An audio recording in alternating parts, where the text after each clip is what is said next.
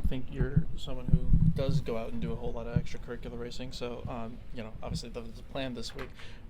Just seeing something like Alex getting hurt, does that change your approach or thought of getting in another race car? Yeah, it's something that we talk about, and I put a lot of thought into it. I don't want to do anything to jeopardize me driving this number one car for a really long time. So I feel that Nice Motorsports built a safe dirt late model. I feel that everything we did to prepare to come up here was all the right things, and I feel confident in that. So it is something that we had conversations across all the teams that I drive for, and it's a real risk. Driving race cars to the limit is dangerous, and we all understand that when we strap in and put our helmets on. What was your view? Can you kind of take me through the Talladega wreck with Gregson, and then the last laps?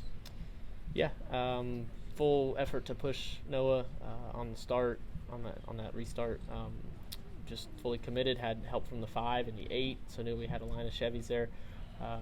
As we continued to push into turn 1, Noah went up the track further than I was willing to go, and I just stayed in the line that was the second lane, and suddenly was inside of him quicker than I even expected, and saw him turn back down after I was there, and knew it was too late to get any back behind him or anything. So no intentions to ever be there. I honestly thought he'd jump the start, and I was fully willing on the short chute between the start-finish line and turn 1 that, in my mind, if I pushed him to the win, they'd probably give it to me because I thought he had jumped it. Sounds like that wasn't the case, but from my point of view, he jumped the start, and I was willing to push that 42 car all the way to the start-finish line and then me get the win.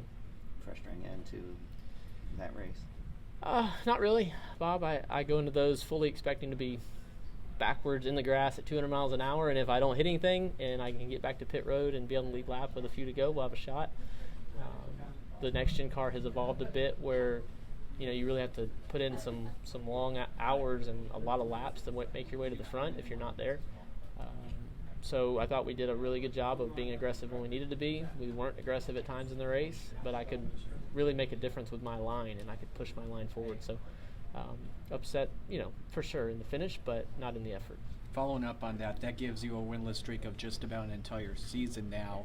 When you enter races in the future, including this weekend, does that increase your motivation? I know you got to take it one at a time, but at the same time, you're trying whatever to do to get that win. It's just coming out here and racing. I went 7-ish years without winning in this sport. I'm fully accustomed to losing.